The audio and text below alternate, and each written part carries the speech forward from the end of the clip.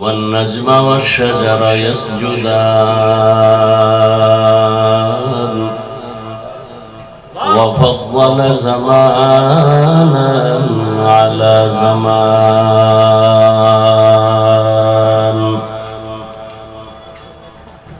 كما فضل مكانا على مكان وإنسانا على إنسان ونشهد أن لا إله إلا الله وحده لا شريك له لا ضد له ولا ند له ولا مثل له ونشهد أن سيدنا وسندنا وحبيب ربنا وطبيبنا وطبيب قلوبنا ومولانا محمدا عبده ورسوله أرسله بالحق بشيرا ونذيرا وداعيا إلى الله بإذنه وسراجا منيرا اللهم صل على محمد النبي الأمي وعلى آله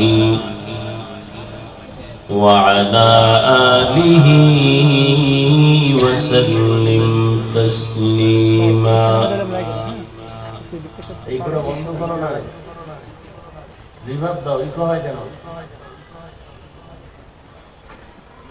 وبعد فأعوذ بالله من الشيطان الرجيم بسم الله الرحمن الرحيم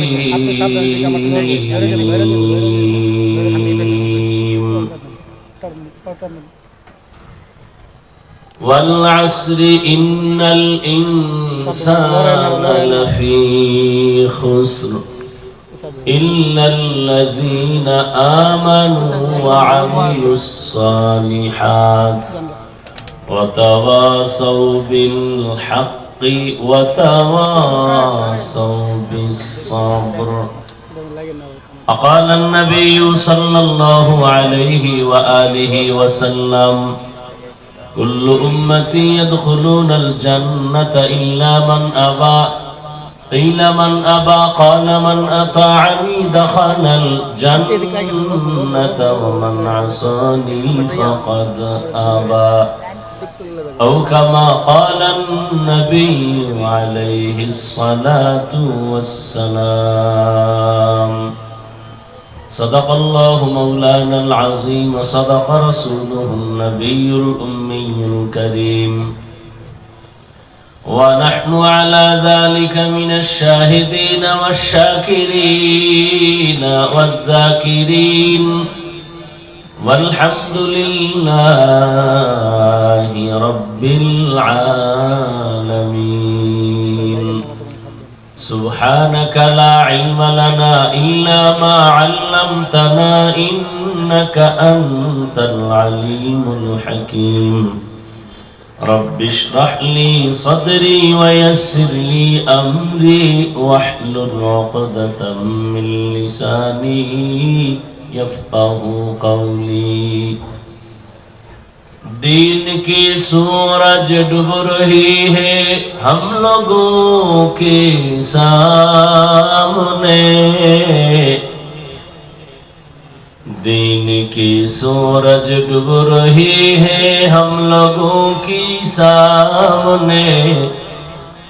روز محشر کا جواب ہے مصطفیٰ सामने। रोज़े महशर का जवाब है मुस्तफा के सामने। हकीकत खुल जाएगी बवक़्ते इम्तिहान तेरे। हकीकत खुल जाएगी बवक़्ते इम्तिहान तेरे। कि सुस्ती में या मेहनत में गुजारी जिंदगी तूने। कि सुस्ती में या मेहनत में गुजारी जिंदगी तूने। मोहम्मद ने आकर कुफर को मिटाया।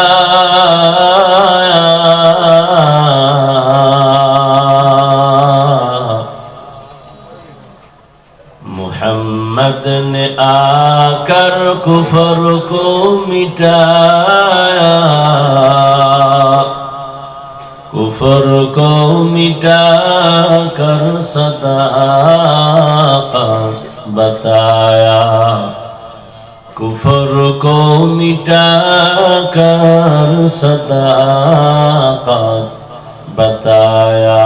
ला इलाहा इल्लल्लाह।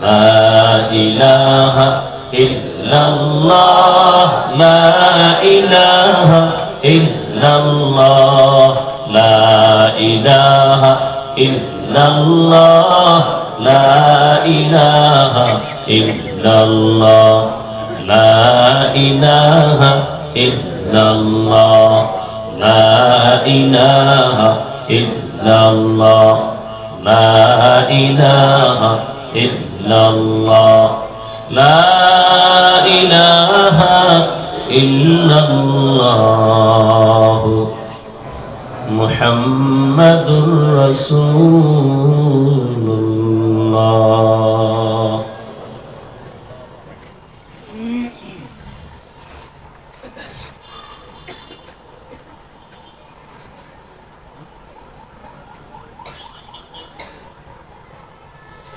মাদ্রাসা সিরাজিয়া মডেল টাউন কর্তৃক আয়োজিত 2 দিন ব্যাপী বার্ষিক ওয়াজ মাহফিল সমাপনী দিন 22 নভেম্বর 2024।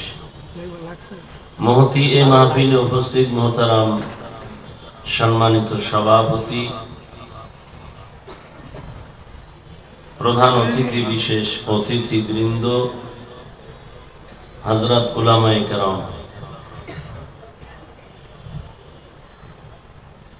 বিভিন্ন এলাকা থেকে আগত আল্লাহ পাকের আশিকিন, জাকিরিন, শাকিরিন, মুহিব্বিন, মুরব্বিয়ান আযম, কলিজার টুকরা আমার সমবয়সী যুবক বন্ধুগণ, স্নেহের ছোট ভাই, পর্দার আড়ালে মা বোনেরা, আমার পরে বয়ান চলবো না।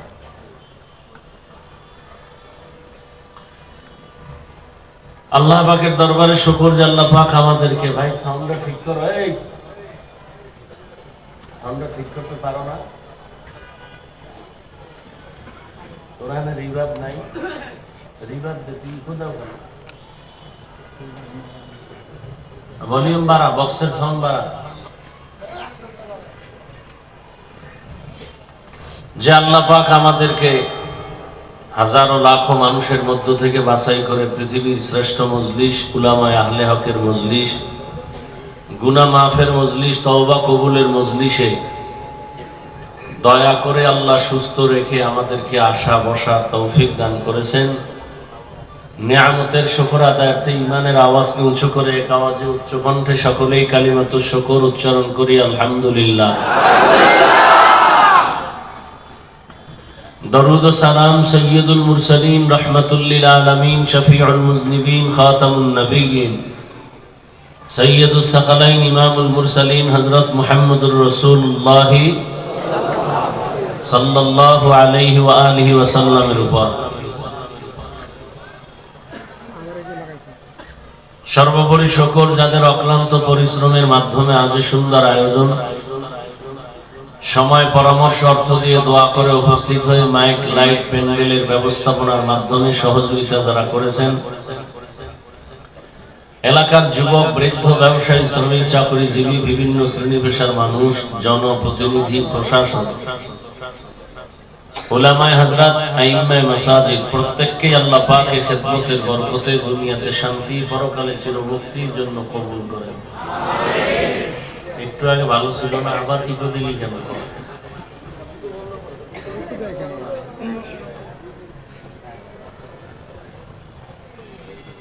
গতকাল আলোচনা চলছে, উলামায়ে কেরাম আলোচনা করেছেন, আজও অনেকে করেছেন। ইনশাআল্লাহ আমার পরেও আলোচনা চলবে। হযরতুল আল্লামা খুরশিদ আলম কাসিমি দামাত বারাকাতুহুম, জাগ্রত কবি মুহিব খান সাহেব আলোচনা করবেন। ইনশাআল্লাহ আপনারা নিয়ত করেন যে শেষ দোয়া করে যাব, আল্লাহ কবুল করেন। আমিন। ব্যক্তির কি জানি বলে আশেক, ভক্ত না হইয়া দিনের ভক্ত হন। কামেল অমুকের ভক্ত না, আমরা আল্লাহ এবং রসুলের ভক্ত। এটা যদি দাবি করতে পারেন অনেক দাম বাড়বে। অমুক বক্তার ভক্ত, অমুকের আমরা আশেক, এ দিয়ে নাজাত পাওয়ার রাস্তা নেই। আল্লাহর আশেক হন, রসুলের আশেক হন, দ্বীন ও ইসলামের আশেক হন।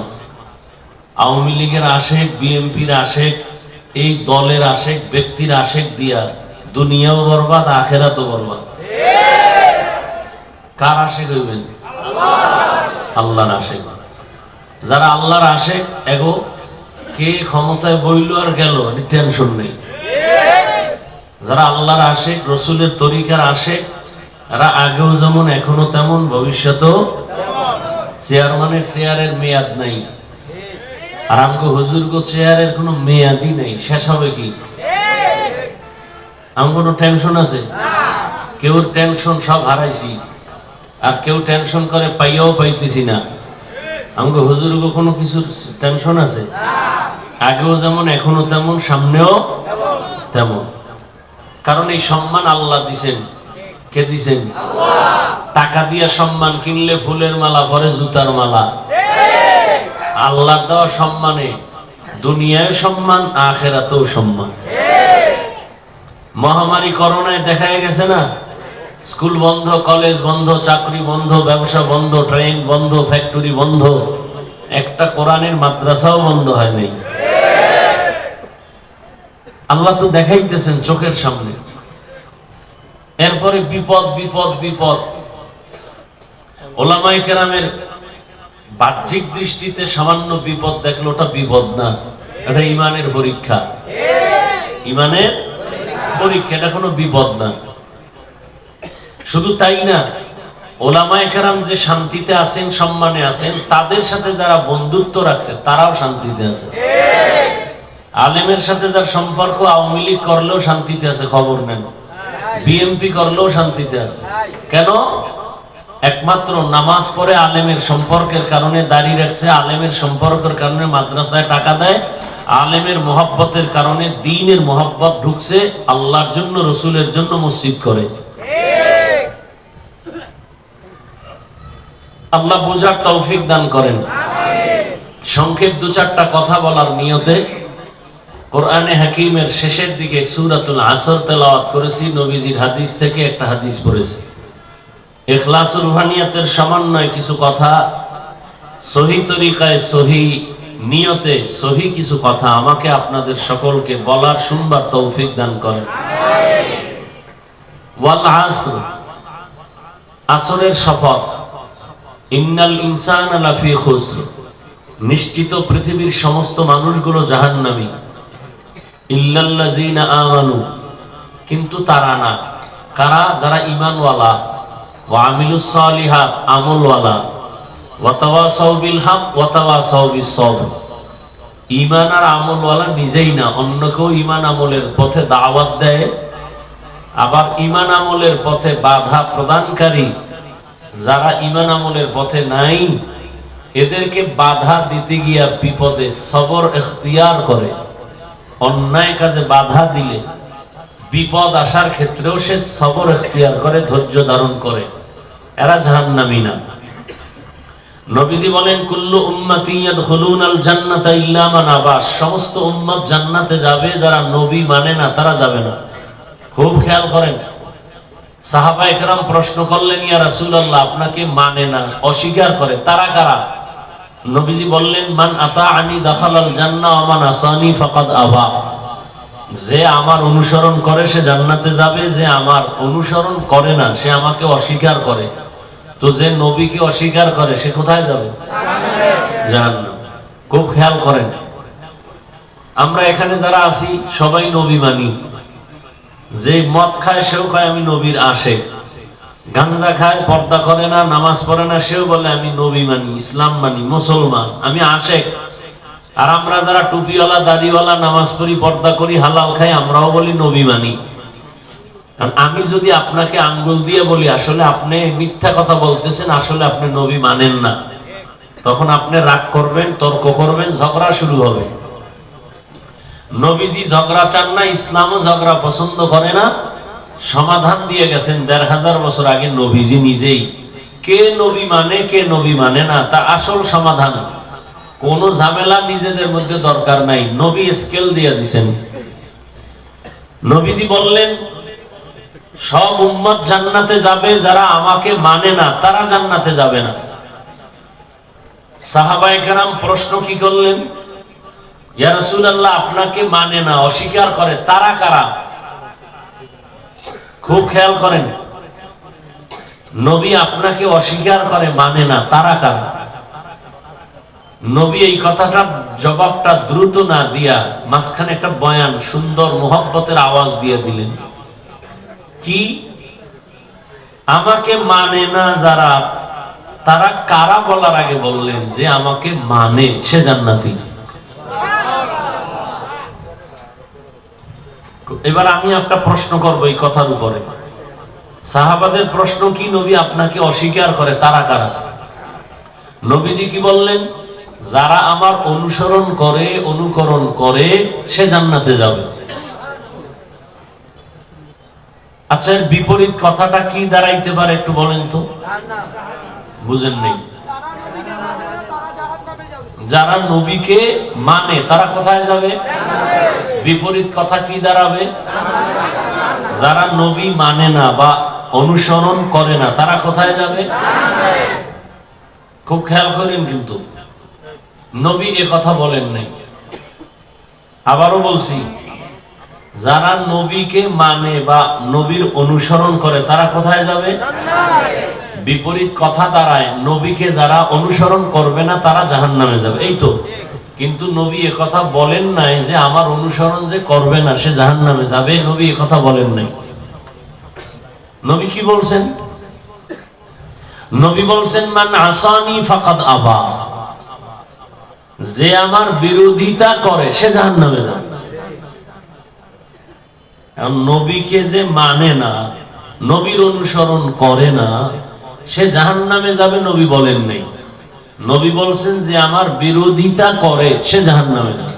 এখান থেকে কি বুঝলেন? এখান থেকে বুঝলাম যে নবীকে যারা মানে না এরা দুই দল। কয় দল? দুই দল। এক দল হলো আগ্রহী, আর এক দল বিদ্রোহী। এক দল দরদি, আর এক দল বিরোধী। যেমন আমি একটা যুবকরে জিজ্ঞাসা করলাম, এই যুবক, নবীজির আদর্শে দাঁড়িয়ে রাখো না কেন, নামাজ পড়ো না কেন? খুব খেয়াল করেন। যুবক বলল, হুজুর দাঁড়িয়ে রাখাও দরকার, নামাজ পড়াও দরকার, চেষ্টা করি, পারি না, একটু দোয়া করেন, আরো চেষ্টা করব। কি বুঝলেন এই লোকটা বা এই যুবকটা কি দরদি না বিরোধী? বিদ্রোহী না আগ্রহী? আচ্ছা, আর একটা যুবককে জিজ্ঞাসা করলাম, এই বাবা, তুমি নবীর আদর্শে দাঁড়িয়ে রাখো না কেন, নামাজ পড়ো না কেন? আমার কথাটা শেষ না হতেই বিদ্যুতের গতিতে জবাব দিল, দাড়ি না রাখলে অসুবিধা কি,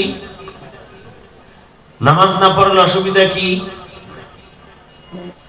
এগুলো চালাক। আর একটা আছে অতি চালাক। অতি চালাকের আর এক নাম বেয়াদব। অতি চালাকের আর এক নাম চালাক। কি কইছে? দাড়ি না রাখলে অসুবিধা কি, নামাজ না পড়লে অসুবিধা কি? আর অতি চালাক কি কয়, একটু বাড়ায় কয় কি, দাড়ির মধ্যে কি ইসলাম, টুপির মধ্যে কি ইসলাম, পোশাকের মধ্যে কি ইসলাম, পর্দার মধ্যে কি? যেটাকে প্রশ্ন করি এটারই ধাক্কা দেয়। ভাই পর্দা করো না কেন? পর্দার মধ্যে কি ইসলাম। টুপি পরো না কেন? টুপির মধ্যে কি ইসলাম। পাগড়ি পরো না কেন? পাগড়ির মধ্যে কি ইসলাম। হালাল খাও না কেন? হালালের মধ্যে কি ইসলাম। যেটারে বলি এটারই ইসলাম। প্রশ্নবোধক আওয়াজ দেয়। তাহলে ইসলাম কই? টুপিতে নাই, দাড়িতে নাই, নামাজে নাই, পর্দায় নাই, হালালে নাই। ইসলাম তোর বাবায় কোন সিন্ধুকে আটকায় রাখছে, বের কর। তাহলে নবীকে যারা মানে না এরা কয় দল? যেই যুবক বলল হুজুর দাড়ি রাখতে পারি নাই, ঠিক রাখা দরকার, দোয়া করেন। বিদ্রোহী না আগ্রহী? আর যে বলল দাড়ি না রাখলে অসুবিধা কি, কি? রসুলের আদর্শ মানার ক্ষেত্রে বিদ্রোহী স্পষ্ট নাম বেঈমান। বিদ্রোহীর নাম কি? যারা বলে দাড়ি না রাখলে অসুবিধা কি, মুমিন না বেঈমান? খুব খেয়াল করেন। তাহলে যে দাড়ি রাখে না, খুব খেয়াল করেন তো, যে দাড়ি রাখে না তাকে গালি দেওয়া যাবে না। আগে বুঝতে হবে সে কি বিদ্রোহী না আগ্রহী। আগ্রহী হইলে তাকে গালি দেওয়া যাবে না, আর বিদ্রোহী যদি হয় তাকে ছাড় দেওয়া যাবে না। ব্যবধান আছে না নাই? একজনে দাড়ি রাখে না তাকে গালি দেওয়া, আর একজনের দাড়ি পছন্দ করে না তাকে ছাড় দেওয়া। একজনে নামাজ পড়ে না কিন্তু আগ্রহ আছে, গালি দেওয়া। আর একজনে নামাজ পছন্দ করে না তাকে ছাড় দেওয়া। দুইজন কি সমান? একজন আগ্রহী আর একজন বিদ্রোহীর আর এক নাম বেঈমান। বিদ্রোহীর আর এক নাম। একজনে ইসলাম আর কোরআনের রাজনীতি করে না কিন্তু আগ্রহ আছে, গালি দেওয়া। আর একজনে ইসলামের রাজনীতি পছন্দ করে না, ছাড় দেওয়া যাবে না। সুযোগ পেলেই জুতার বাড়ি। এখন আপনারা অনেকে চালাক, বলতেছেন ইসলাম আর কোরআনে রাজনীতি নাই, বলে না? বলে না? তাদের কথায় কি বুঝাইলো? যে ইসলাম আর কোরআন সব দিক থেকে কমপ্লিট। রাষ্ট্রের ব্যাপারে কোরআন শরীফ দুর্বল। কি আসলে কি কোরআন শরীফ দুর্বল? রসুল কি রাষ্ট্র চালাইছেন? আবু বকর সিদ্দিক রাষ্ট্র চালাইছেন, ওমর ফারুক রাষ্ট্র পরিচালনা করেছেন, ওসমান রাদিয়াল্লাহু আনহু রাষ্ট্র পরিচালনা করেছেন, হযরত আলীর ছেলে হাসান করেছেন। তাহলে রাষ্ট্র পরিচালনার নামই তো রাজনীতি।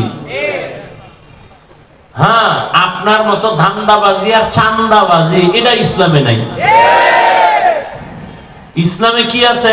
মালিক যেই প্লেটে খাবে গোলাম সে প্লেটে খাবে। ইসলামে মানুষ জবাই করার রাজনীতি নাই, দুর্নীতি করার অনুমতি ইসলামে নাই, জুলুম করার রাজনীতি ইসলামে নাই। এখন কেউ যদি রসুলের রাজনীতি, কোরআনের রাজনীতি অস্বীকার করে তার ঈমান থাকবে? তাহলে রাজনীতি করে না, গালি দেওয়া যাবে না। যে পছন্দ করে না তাকে ছাড় দেওয়া। আল্লাহ আমাদের বুঝার তৌফিক দান করেন। সমস্যা কোথায়? শিয়ালের হাতে মুরগি দিছি, সমস্যায় জায়গায়। শিয়ালের হাতে মুরগি দিয়ে বলা হইল 3 দিন পরে নিবা আমানত। শিয়াল পণ্ডিতকে দোয়া চাই, মাপ চাই। 3 দিন কেন? একদিনও না। জিন্দা কেন? মরাও হইবা না। শিয়ালের হাতে মুরগি দিলে যা হবে, ধর্মের চাবি সুদখোর আর বেনামাজির হাতে দিলে তাই হবে। দিছে কারা? যেই তালে ঠিক কইলেন দিছে কারা? আমেরিকা, ভারত, আমরা। হ্যাঁ হ্যাঁ, খুব সুন্দর করেই তো কইতেছেন, আমরাই দিছি। গর্ব লাগে না? সবাই বলে ইসলাম চাই, ভোটের আগের রাত্রে টাকা খাইয়া কেবলা ঘুরাই ফেলছে। কি বয়ান শুনবেন? আল্লাহ হেদায়েত দান করুন। কোরআনের ওয়াজ হইতেছে, ওলামায়ে কেরাম বুক ফুলায় কোরআন হাদিসের কথা বলবেন। ইঞ্জিনিয়ারের কাম কি? বিল্ডিং কেমনে সুন্দর করা যায়। ইঞ্জিনিয়ার ওই কাম বাদ দিয়ে যদি ডাক্তারি শুরু করে, রোগী বাঁচবে না মরবে? ডাক্তারের কাম রোগীর চিকিৎসা করা। ওলামায়ে কেরামের কাম ধর্মের কাজ কেমনে হবে সেই ফিকির করা। তবে ওলামায়ে কেরাম এই জাতিকে নিয়ে যেই পরিমাণ ভাবে, পৃথিবীতে এই জাতিকে, এই উম্মাহকে নিয়ে আর কেউ ভাবে না। সবাই দল নিয়ে ভাবে, আমার দল কেমনে গুছাই বড় করি। নেতা নিয়ে ভাবে, নেত্রী নিয়ে ভাবে। ওলামায়ে কেরাম উম্মত নিয়ে ভাবে। এই কারণে ছাত্র জনতার বৈষম্য বিরোধী আন্দোলনে ওলামায়ে কেরাম জীবনকে বাজি রেখে রাস্তায় বেরিয়ে পড়েছিলেন। কথা ঠিক? ওলামায়ে কেরাম রাস্তায় নাইমা নিজের গদি দখল করার আওয়াজ দিছেন না জুলুম বন্ধ করার কথা বলছেন? আলেম কি বলছে প্রধান উপদেষ্টা আমাকে বানাও? কোন আলেম বলছে? যারে বানাইছে তার বিরুদ্ধে আন্দোলন করছে? করে নাই। কিন্তু এখানেও রেড সিগন্যাল দিয়ে রাখছে, জুলুম করলে ছাড় নাই। জুলুম করলে ছাড় নাই। আমাকে ক্ষমতার দরকার নাই।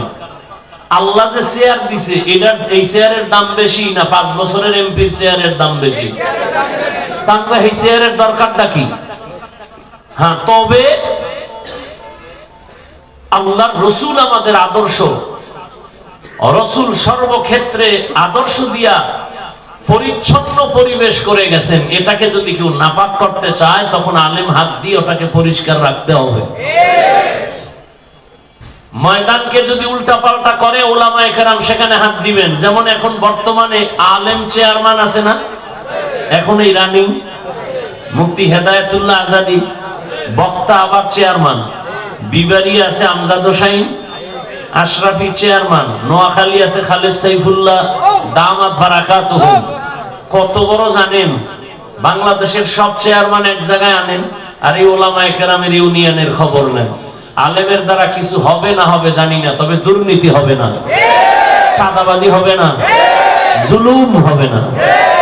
খালেদ সাইফুল্লাহ সাহেব হাফিজি হুজুরের জামাতা, বুড়া মানুষ, সাইকেল চালাইয়া সরকার যে চাউল দিছে গ্রামের মানুষের, গরিবের, ওই সাইকেলে চাউল লইয়া বাড়ি বাড়ি যাইয়া মাইপা মাইপা দিয়ে আসে।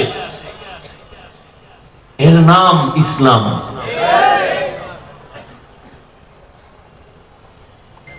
এখন এটা দুনিয়ার বাংলাদেশের সবাই জানে।